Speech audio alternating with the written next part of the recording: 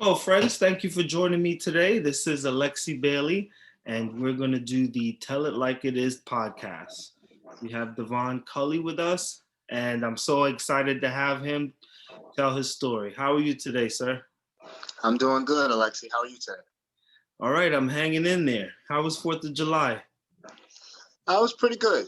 It was pretty good. A little bit of running, a little bit of eating. So sounds a little bit of time with friends. So it was good all around. You sound like you're always running. Every time I see you, you have another race, another event, another speed run. yeah, yeah. I like to run. Running's my sanctuary. That's my happy place. So I try to run as much as I can. Gotcha. So, what was the race you did this weekend? Well, this weekend, so I did. I did two this weekend. Speaking of running a lot, I did two. I did a 5K on Saturday with pace runs. It was a 5 run, the Wakanda Forever 5K in Prospect Park. That one was a lot of fun. And then yesterday was a half. It was called the Tri-Borough Turbo. And that one was done by Bridge Runners. Okay. And basically it was a half. In a nutshell, we started at a track. We started in Astoria. So we did a mile on Astoria track. And then we ran to McCarran Park. And then we did a mile on the track at McCarran. And then we ran to East River. And we finished with a mile on the track at East River. So and it all ended up being a half marathon. So you had 3 miles on the track and about Yep. 10 miles on the road. Yes, sir. Sounds like a good run. How long have they been doing that one? That one was a new one. This was the first time they did it. It was a new concept. Somebody came up, so they tried it out, and we were the guinea pigs. We were crazy enough to try it, but it was fun. It was definitely a lot of fun. Hot, but it was fun. Yeah, nowadays it's getting super hot early. Yeah, very much so. So are you on the team officially at this time? Yeah, I am a member of Brooklyn Track Club. So I've been with Brooklyn Track at this point now. I don't know, maybe 4 years, four and a half, 5 years, something like that. Who's coaching over there? Head coach is Steve Finley. Okay. All right. So I know that you are the co-founder of BRC. Can you tell me a little bit about that? Yes, yeah, absolutely. So BRC, for those that don't know, stands for Black Runners Connection, and it is a Facebook group. Um, at this point, I think our membership now is where we have about 8,000 members, mostly in the United States. We have some in other countries too, but mostly in the United States. And it's mostly Black runners, predominantly minority runners. We always like to say we are Black focused, but we're not exclusively Black. So we allow members in who are not Black, mostly who are not minority, but we're open for everybody. But we're definitely a Black focused group. And basically, BRC was started as like a meeting place or a resource for Black runners. When we started, I try to give you the short version of our origin story. So me and the co-founders, James Ravenel, we used to be members of the national, well, we still are, the National Black Marathoners Association, their Facebook group. And back in the days, we were meeting up for a race in Miami. People were doing the half and the full, and there were a bunch of different events, people doing events down there. But James kind of decided, let's see if we could do like one event and get everybody to come to try to organize everybody. So, because we figured it would be good. All these people are going down there, all these runners that we may see online, but this would be an opportunity for them to meet them face to face. So, What year was this? This was 2015. Got it. This was 2015. So we met down there, and we had a nice event. I think at James's event, maybe about 50 or 60 people showed up, which is pretty good. Like I said, we were able to put a face to a name, and we all hung out and connected that week. We just bonded with everyone, and we had a really good time. So what we decided to do at that point was, I think James had created a separate group just for that event. And then we had such a good time and we were sharing pictures and interacting after Miami that we just kind of decided, hey, you know what? Let's keep the group and let's just start to add people that we know that run who we think would enjoy being in the group. So that's kind of how it started. And then from there, more people just started coming in. It was just it was really just a way for runners, Black runners, to just, like we said, connect and get to meet other runners. So if you go out of town or if you go somewhere, you would have someone that you might be able to connect with or put you in touch with somebody so you don't have to run alone. Or if you're running a race, most of us know the feeling of being one of the few brown faces in a race, especially Right. going back to that time, 2015, 2016. So this was an opportunity so you can meet people and not be that only brown face. And then on top of that, if you have questions about running, for the people who are new or trying to do something new and they're just trying to figure out how to do it or how to achieve something, this could be a place where you could pose those questions and you might feel a little bit more comfortable doing it. And just information, everything about running. And that's really where So it started. were you doing any events with the other Facebook group before 2015?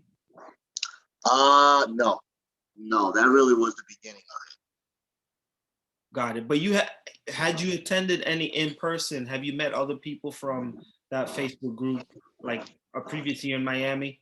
it. I don't think so.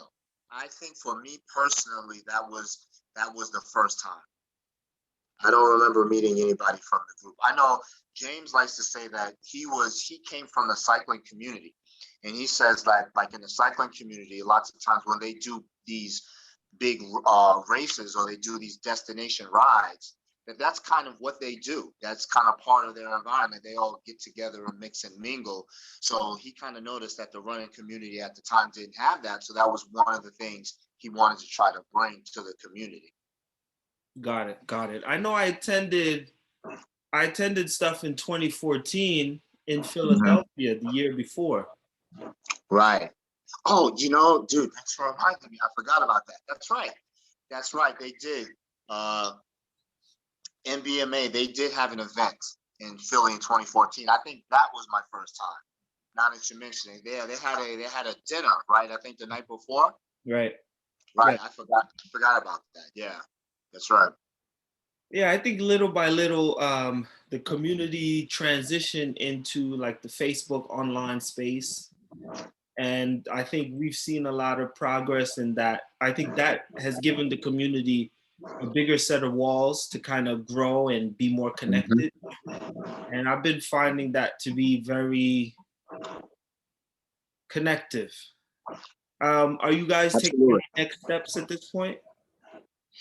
Um, we're still kicking around some ideas. We never, I mean, to be totally honest, we never expected the group to grow as much as we have. 8,000 members. We never thought we would get to that point.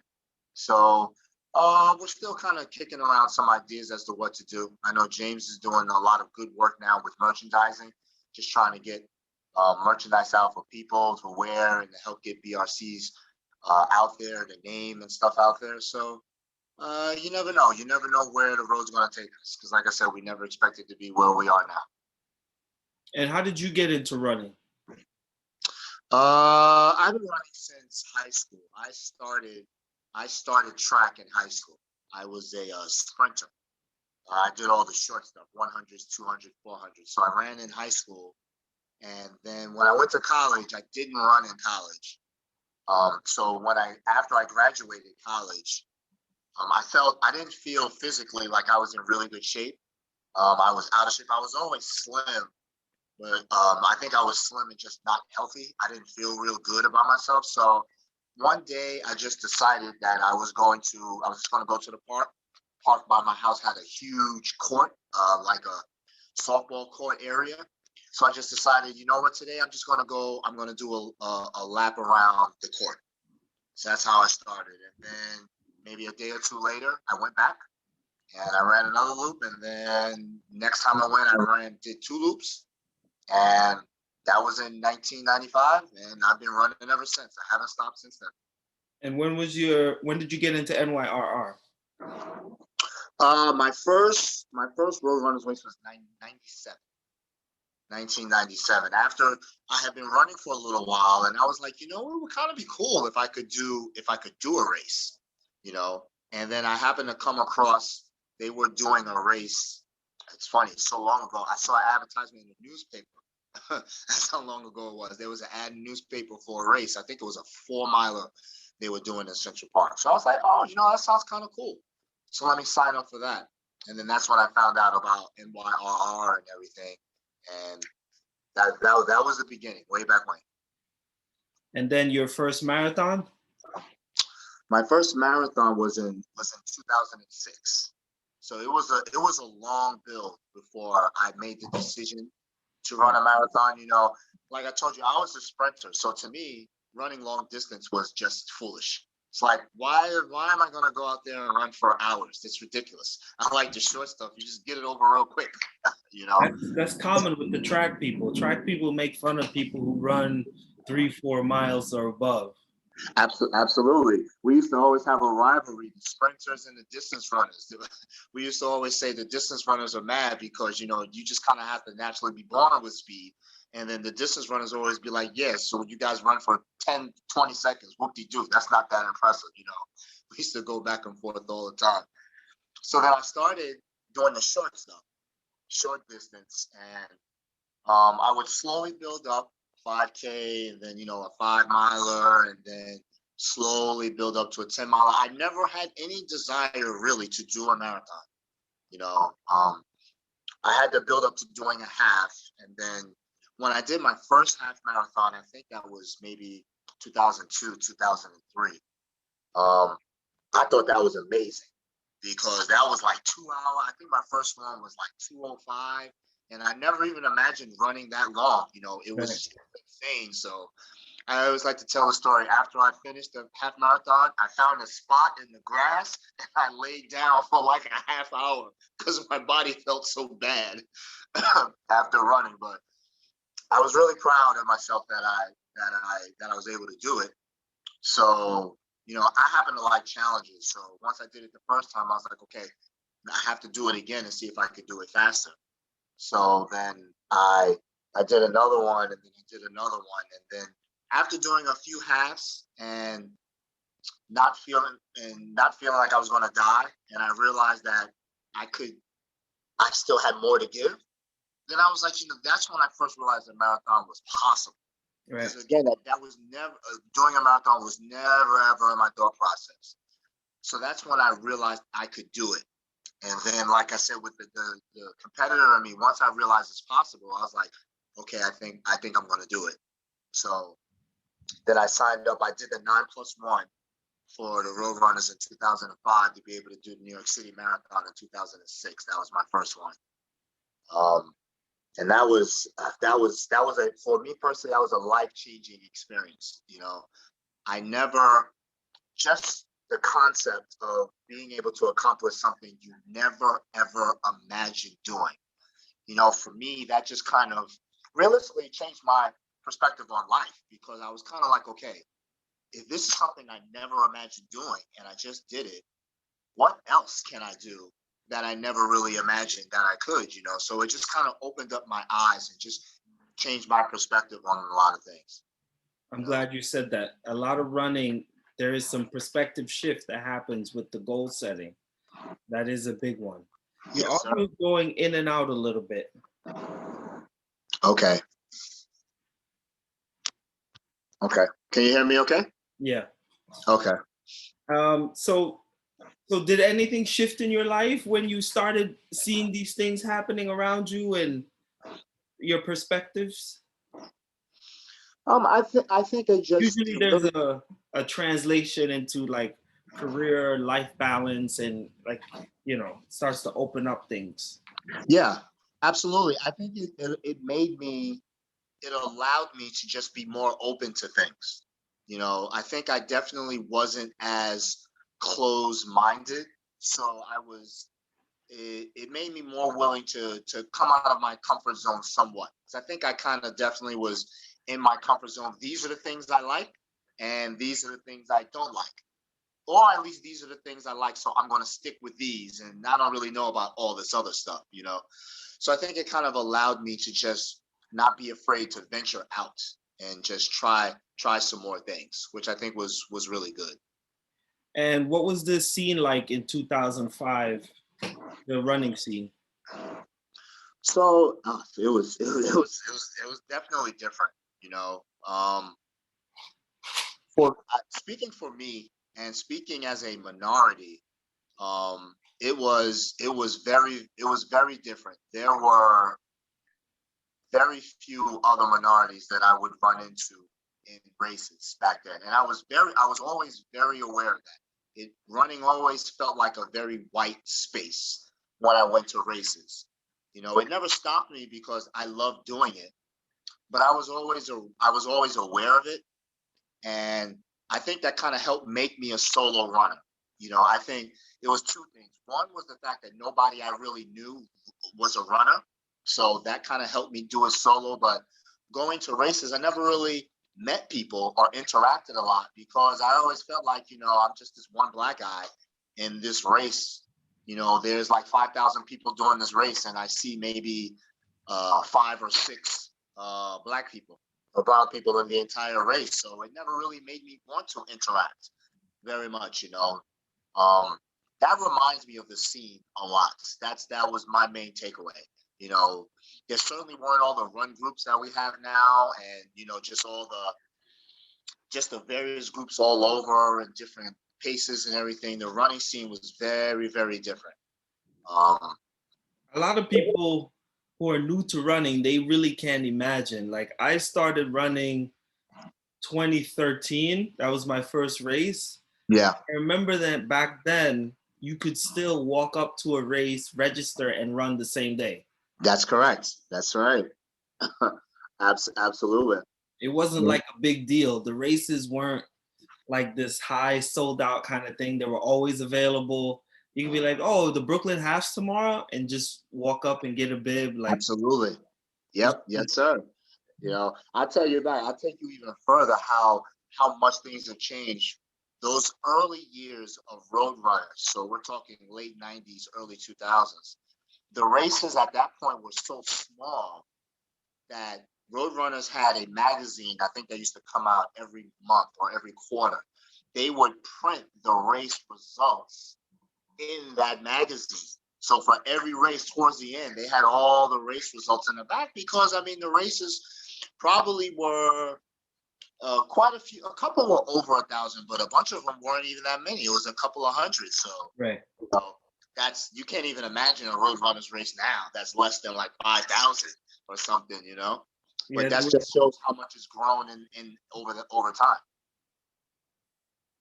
yeah, I'm impressed with it. So how did the transition slowly? What did you see? How did it get from what you were seeing up until like? Tell me when you started seeing things changing. Um, really, I really around the time, and we kind of touched on it a little bit, kind of in that social media era of around 2013, 2014, 2015, around that area, And BGR showed up first, right?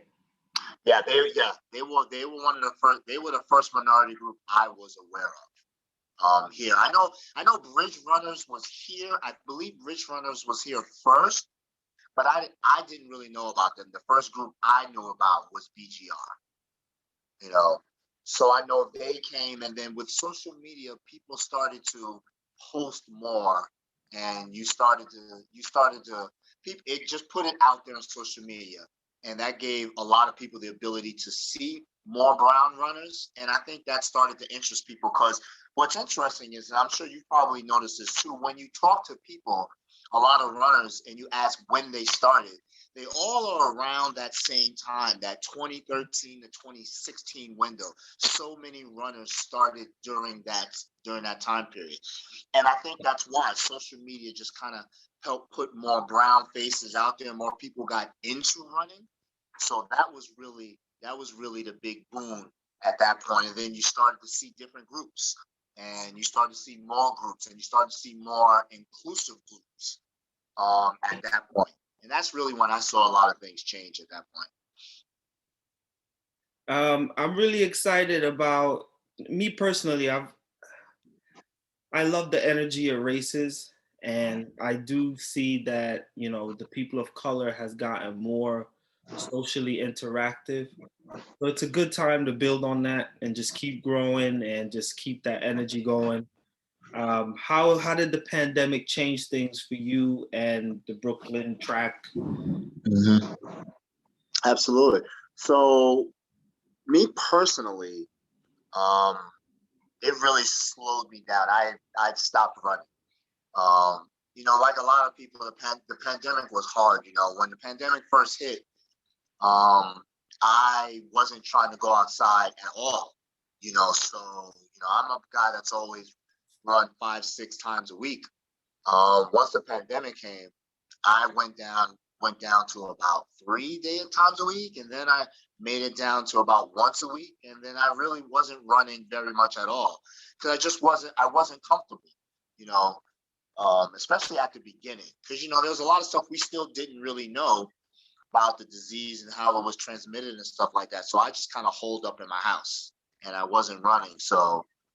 Um, so just staying in the house, working from home, eating, not working out. I just was gaining weight. I was getting out of shape. I wasn't in a good place. Then, I had some personal things that I was working through also, some things I needed to deal with. So it was a challenging time. I was just trying to make my way through because it was hard, so eventually I got to a point I started seeing a therapist, and I was dealing with some of the issues that I had, and that helped big time. And then eventually I was like, okay, once it started getting closer to the summer and the weather was getting better and they were kind of encouraging us to go outside, I was like, okay, I need to start doing something because I can't keep just sitting here um, and not doing anything. So I slowly started getting back into running and just getting back out there. I would run late at night, because that was comfortable for me. I would run when there were the least amount of people out. So I would head out a lot of times at like 11:30 or midnight. So Okay. I would go out at night, just do my 4 miles. However, it was nice. The streets were empty. There was nobody around. And that just helped me relax, Got it. so I could get my runs in, not run into anybody, and then just come back and be fine. So that's what helped me out. And then I slowly started coming back from there. For Brooklyn Track, they, like everybody else, they shut down. So after the city closed down in March, Brooklyn Track shut down, and I don't think they started holding practices again till, I don't know, maybe August or September, something like that. It And was just a total shutdown. people were training with masks at that point. Yes, yeah, people were still, yeah, they still were. I was impressed with people who were able to continue running Yeah. because I certainly couldn't do that. And it was hard for me to get motivated because, if there's no race for me to train for, it's like, okay, well, why am I going outside and pushing myself? There's no goal, Right. you know. So I admire those people that kept it up. Um, are you paying attention to the Shatari Richards decision? Yes, yes, yes, I am. Can you tell me what your side, what you saw? Like she kind of came out of nowhere, and like tell me how it unfolded for you. Sure. So, I have been, I'm a track and field fan. So I have been watching the trials, and I knew coming in, at least for the US, I knew she was going to be the favorite. As long as everything went right, she was probably going to win the trials, and she did. Um, and I wasn't surprised. I know I was definitely excited because I was looking forward to the Olympics because, like everything else, you want to see the best in the world compete. So I was looking forward to seeing her going up against, Shelly Ann Fraser Price and Elaine Thompson and all the other great sprinters. I thought it was going to be great. And then I remember the first time I heard somebody mention that she had got banned for smoking marijuana, I honestly thought it was a joke. I thought that was like something somebody made up. That was the first thing I thought, like that's not It's a true. hoax. Right, exactly. Because you know the internet lies all the Yeah, time. yeah, So you can't listen to the yeah. internet. I was refreshing a lot. Right. So then I saw it, and then when I saw it was actually true, I was like, wow, that's crazy. Um, there's I can see both sides. On one hand, I can see the people who say, well, it's just marijuana, and marijuana is not a performance enhancer, so they don't feel she should be banned. I can understand that point of view. On the other hand, it's not as if she didn't know that marijuana was a banned substance. So when she gave her interview, I thought it was interesting. When she gave her interview with NBC, she started off the interview by saying, I know it was banned. I know I shouldn't have done it, but I did it anyway.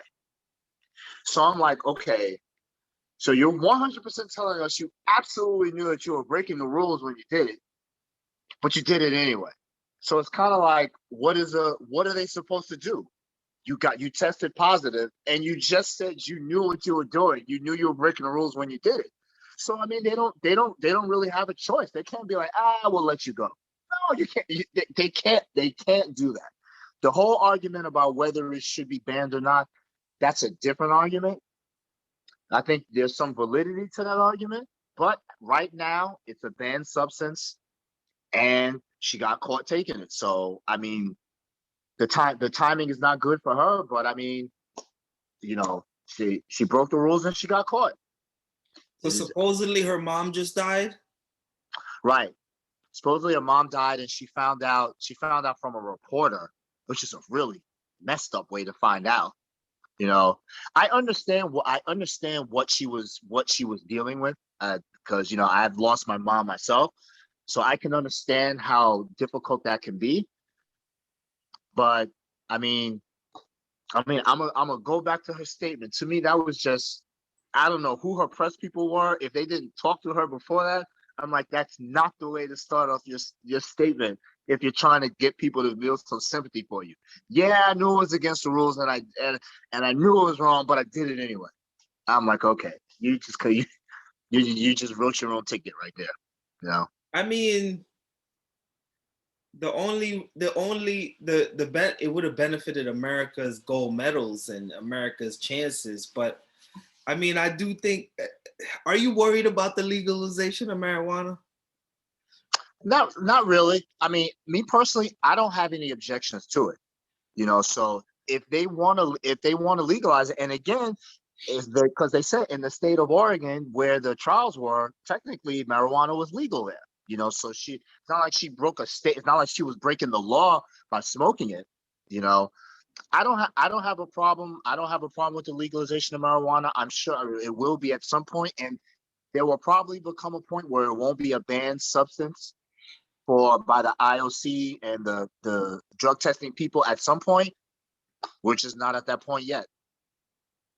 I mean, if my opponent wants to smoke weed at night, I'm like, go ahead, I'm with you 200%. Go right ahead. you know. And people also forget that one of the reasons marijuana is banned is not so much performance enhancing. They say it can be a performance enhancer slightly for some people, but marijuana is also it has been used as a masking agent for hiding other stuff that people take. So that's part of the reason why it's a banned substance. No, I don't think that's been talked about enough. That's Okay. also one of the reasons why it's banned. I'm just shocked. Like if I knew Shatari, am I saying Shakari. That's actually how you Shakira, say right? it. If Shakari. I Yeah. knew this girl and I'm like, damn, she just lost her mom, and I saw her like about to like smoke a joint, I would like slap her upside the head. Oh, absolutely, absolutely. What are you doing? Like Right. I would have lost it. Because this Right. girl, how many gold medals did she just throw away? Is it only the 100? I think she probably only was going to compete in 100. Yes, And they but still still, wanted to do the 4. say that again. They're gonna let her do the 4. No, no, it just came out today. So supposedly she had the opportunity to be chosen for the relay. I was reading it on the way home tonight. They already made the decision. They didn't choose her as one of the ones for the relays. So Why? she's not going to the Olympics at all. Why? Because she's not fast, or to a part of the punishment? No, what was the reasoning? They said, I can't remember. She's the I can't best remember in right the now. world. Why would you not have her run? Yeah, the only thing I can think of, and it still kind of doesn't make sense, but I know from running track and running relays, if she had not been part of the pool, meaning she hasn't been training and working with the other relay runners, Yeah. I can understand them leaving them off there because it takes practice. And if she's never done it, starting her She out was, at the Olympics practicing the relays is not a good time to do it. yeah, I mean the fact that she was in the consideration, I assume she had trained for it. Right. But exactly. But I haven't seen that answer because again, I just saw that they didn't allow her. So I'm wondering if she's been working on the relays or not. I don't know. But just in general, with marijuana being legal, I think that it's going to be more of a problem for the youth in general, especially inner city youth. I think Right. now you don't have to hide and jump behind the cop car and hide on the roof. And, I think it just makes it that much more accessible. And I do think opportunities for the youth is what we need. And in the absence of opportunity, you have low cost legal marijuana right there. I think it's Right. only going to fuel the problem. It could I think there's some validity to that, especially during during the next few years. Those first years when it happens, that's really when it's going to be the biggest issue, because it's kind of like alcohol, alcohol and prohibition. When alcohol was illegal, of course everybody was still drinking. Everybody was drinking at that point. And then once it became legal, I'm sure they probably faced the same situation where it was, more people had access to it now or were able to get it because it was legal now. And then I think we have to get past that point where it's new. I think we have to get some time in, and then maybe kind of like alcohol, maybe it won't be as big. But I understand your concerns with the youth because I agree. I think as it becomes legal, um, and it becomes easier access for the youth, I think that is something that needs to be monitored because that definitely can become a problem. Because no one can sit here and say you can smoke as much marijuana as you want and there's no effects to it whatsoever because that's just not realistic. There's always effects, you know. So that's something to be concerned with, especially with the youth who are still developing. Their brains and bodies are still developing. You have to be concerned about that. So I agree with you on that point. Devin, you're a family man. I have a daughter. I'm not married, but I have a daughter. How old is she? She is 22. Did she ever run? Did you ever get her into any of that? She did run for a little while. She played sports, and she did track. I was very proud. She did track for a little bit when she was in high school. She was very big into soccer. She had been playing soccer since she was a little kid. So she played soccer through high school, and then once she went to college, she kind of stopped. Um, I'm still hopeful one day. Hopefully, at some point, she may get back into it. I would love to run a race with her one day. That would be really really cool. So hopefully one day at some point she'll get back into it. And who would you say has been the biggest influence on you professionally? Professionally. I would say two people. I'll give you. It was actually two people. The first person was a gentleman named Calvin Boone. Unfortunately, he's not with us anymore. When I first started out, I work in the court system. So right now, I'm in charge of human resources for a criminal court in New York City. Okay. So when I started in the court system, I started in family court. So when I started in family, I was working with Calvin Boone. He was my supervisor for about the first 2 years I was in the court system. And he really showed me how to navigate the environment, the court environment, taught me what was expected, gave me an idea of how to excel. And he provided a really good blueprint as to how to present myself and carry myself in the court system. So he was my first big influence. And then my second one, once I transferred from family court to criminal court and ended up where I am now, which is human resources, the second person was a woman named Loretta Gregg. She had been in human resources forever. Um, so I didn't remember. Over 30 years. She had been there forever. She was the one that taught me all the couple of things. She taught me the technical stuff.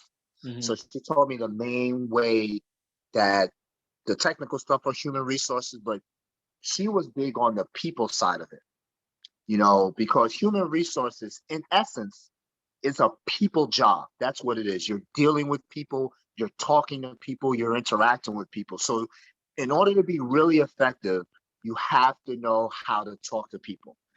People in different job titles, coming from all different walks of life.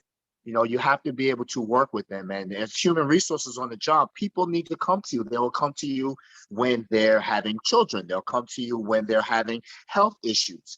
They'll come to you when they're having problems with coworkers or supervisors. So you need to create an environment where people are comfortable talking to you. And she was the main one that showed me that and impressed upon me how important that was. The HR office is someplace people should want to come to and be comfortable coming to and talking to, which is not always the case, but in theory, that's the way it should be. So that I think was the second person who really influenced me and helped me really get a grasp on my job and just what the environment should be like. So you do a lot of social talking with people and helping them navigate all of these things. And every day, that's what I do. So you went from um, the work to helping managing the workers and their needs. Yes, sir. How has it been being on the other side, being on the administrative side? For the most part, it's been good. There certainly is frustration at times being an administrator, and I think part of that frustration is just dealing with being a state worker. I'm gonna be honest, working for the state government work is so much different from private industry. There are two different mindsets, two different ways of operating, and it gets really, really frustrating sometimes, because to me, their perspective is just kind of warped. The state, we don't have unlimited money, so costs and uh cost is always an issue.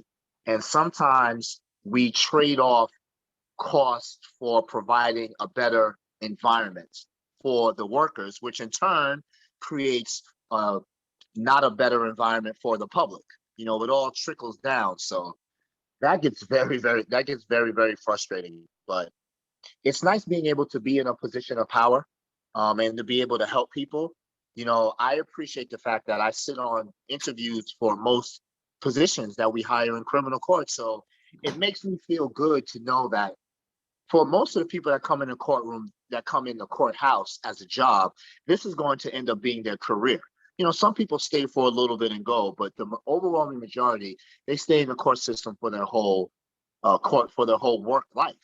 So it makes me feel good to know I can help somebody new off the street and help give them a career.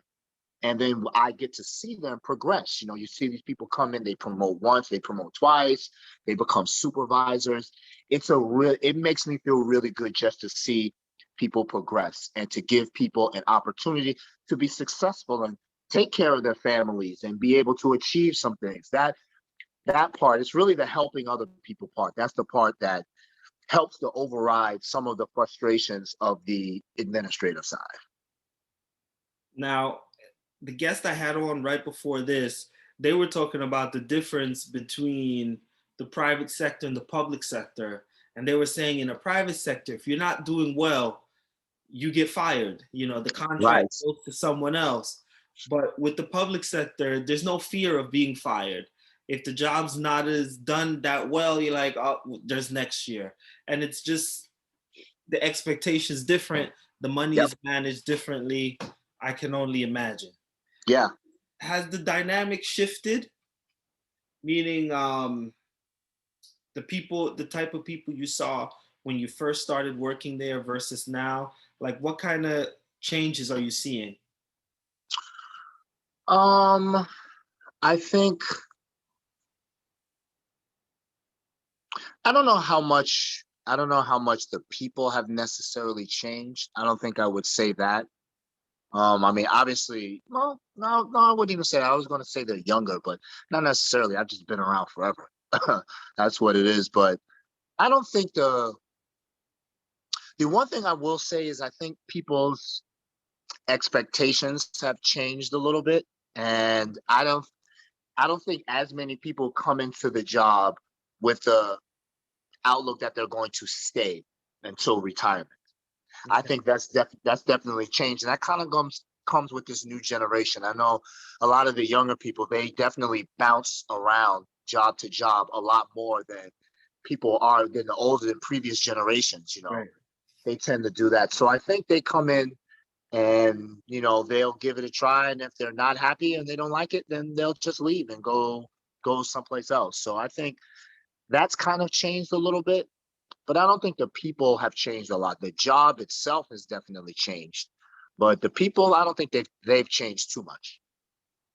You're seeing more transient patterns, less people saying, "Oh, I'm 19, I'm gonna be here for 30 years," kind of thing. Right, exactly. Exactly. Exactly. All Yeah. right, Davon, we're gonna take a short break and we'll be right back for part two. Okay. Okay. Thanks for joining me so far. You got it.